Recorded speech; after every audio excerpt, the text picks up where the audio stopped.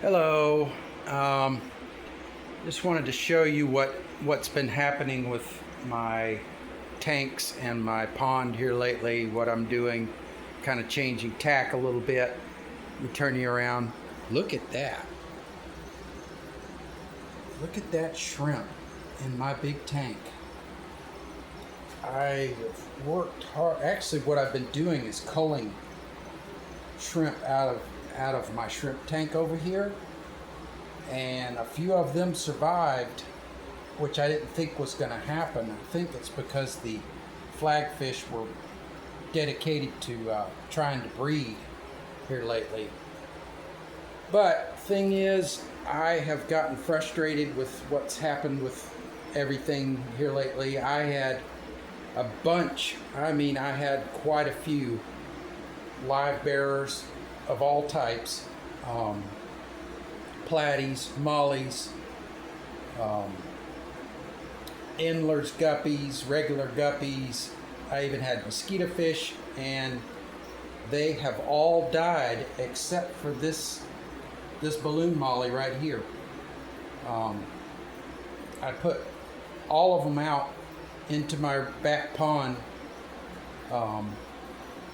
in the springtime, and something has picked them off one by one the whole time. I have not seen anything. I know that there is dragonfly larvae in there, but that usually they can't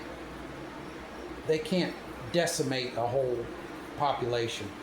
And what's frustrated me is none of them, other than the mosquito fish and one of the platies, I had no babies from them. And I raised the platies up and put them out there, and they lasted a little while, but they're all gone. The mosquito fish, I raised up a few of the baby mosquito fish, put in my 6-gallon in the kitchen, and put them out, and they disappeared. So, and this 55, I put everybody out so that I could breed my flagfish, and they, for their part, they gave it a good honest try. Look at that, there's another shrimp. They gave it a good college try. They were the males were protecting their little areas. The females were getting interested in them.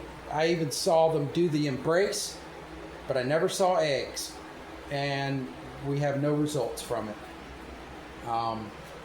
And now they have stopped for the year. They just hang out with each other. They don't. It's like a switch turned, and all of a sudden they stopped trying to breed. And I'm a little bit frustrated with that because I was expecting to have baby flagfish. I'm real disappointed in my live bearers that none of them really had much in the way of babies. I'm here all the time. I'm retired, so it's not like the pond is getting neglected. I looked every day, and what I was going to do is dip out, some of the babies and raise them in one of the shrimp tanks, and there was nary a one, not one. So, like I said, I'm a little bit frustrated, so I'm kind of changing tack. And I'm going to start looking at goldfish. As you can see, I have 2 fantails here, which honestly, through the years, I've had goldfish on and off. Never, for the longest time, I was into tropical fish, so I never really gave them a second glance. But I got started in this hobby with a carnival fantail, just like one of these guys that I won when I was a kid, and my parents set up a gallon bowl for it, and that thing lived for years. It was very tough because I was not very good at taking care of it. And then later on, when I was in the military, a guy gave me a 10-gallon tank full of comets, and I had them for a while until I found good homes for them because the 10-gallon was way too small for them. And that's been about it as far as goldfish goes over the years. But I do know that they're very tough and it's harder to kill them. So, these guys are actually gonna, once they get a little bit bigger, they're gonna go in this 55.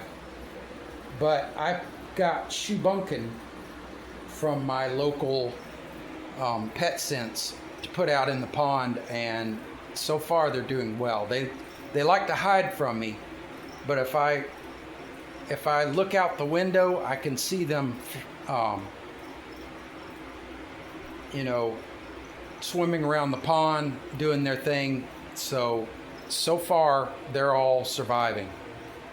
I'm going to have shubunkin. I'm probably going to get several shubunkin this winter and raise them in this 55.